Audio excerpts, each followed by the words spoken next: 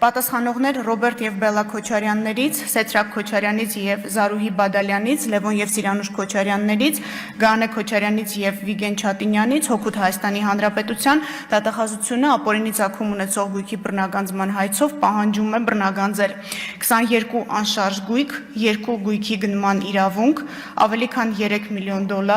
985 միլիոն դրամ արժեքով ձեռք բերված պարտատոմսեր,